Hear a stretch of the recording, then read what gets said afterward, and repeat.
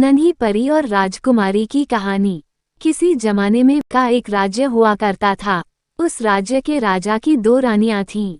बड़ी रानी का रूप सामान्य था, लेकिन छोटी रानी काफी सुंदर थी।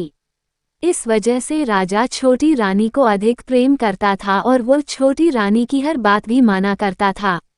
एक दिन छोटी रानी ने राजा से बड़ी रानी की शिकायत कर दी। राजा बड़ी रानी से नाराज हो गए, जिससे दुखी होकर बड़ी रानी महल छोड़कर जंगल की तरफ जाने लगी। रास्ते में एक नदी पड़ी, जिसके किनारे पर एक अनार का पेड़ था। बड़ी रानी उसी पेड़ के नीचे बैठ गई और रोने लगी। उसकी रोने की आवाज सुनकर वहां पर एक नन्ही परी आई। उस नन्ही परी ने रानी से उसके रोने की वजह पूछी।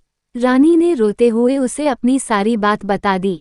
बड़ी रानी की बात सुनकर नन्ही परी ने कहा, इस नदी में 3 डुबकी लगाकर स्नान करो। फिर इस अनार के पेड़ से एक अनार तोड़ लो। ऐसा करने से तुम भी रूपवान हो जाओगी, लेकिन मैंने जितना बताया है सिर्फ उतना ही करना, न इससे ज्यादा करना और न ही कम करना। ऐसा कहकर नन्ही परी वहां से गायब से हो गई। इसके बाद बड़ी रानी ने परी की बात मानते हुए वैसा ही किया। रानी ने जैसे ही नदी में पहली डुबकी लगाई तो उसके शरीर का रंग साफ हो गया। दूसरी डुबकी लगाने पर रानी का शरीर सुंदर कपड़े और जेवर से सज गया। तीसरी डुबकी लगाते ही रानी के बाल लंबे, घने और सुंदर हो गए। अब बड़ी रानी बहुत ही सुंदर हो गई थी। इसके बाद जैसा नन्ही परी ने कहा था, नदी में 3 डुबकी लगाने के बाद रानी ने अनार के पेड़ से एक अनार तोड़ लिया।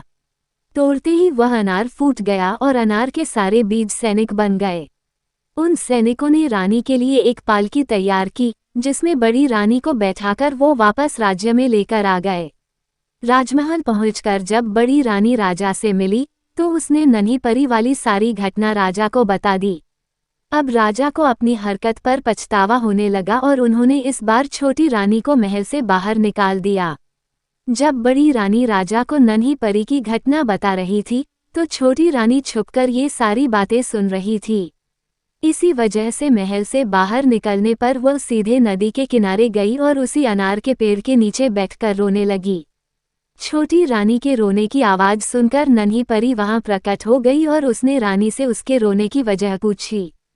छोटी रानी ने झूठ बोलते हुए नन्ही परी को बताया कि बड़ी रानी के कहने पर राजा ने उसे महल से बाहर निकाल दिया है।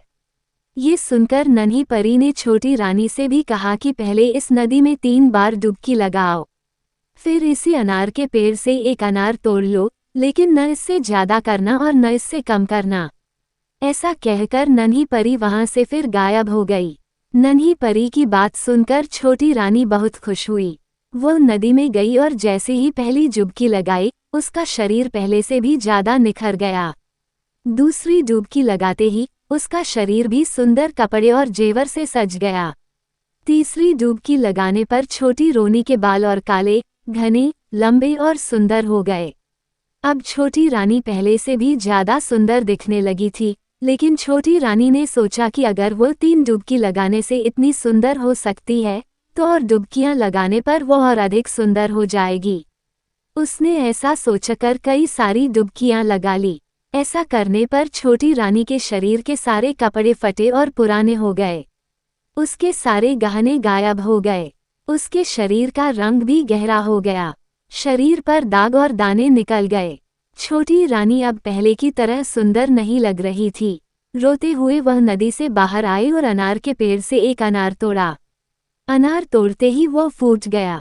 उससे एक सांप निकला और वह रानी को खा गया।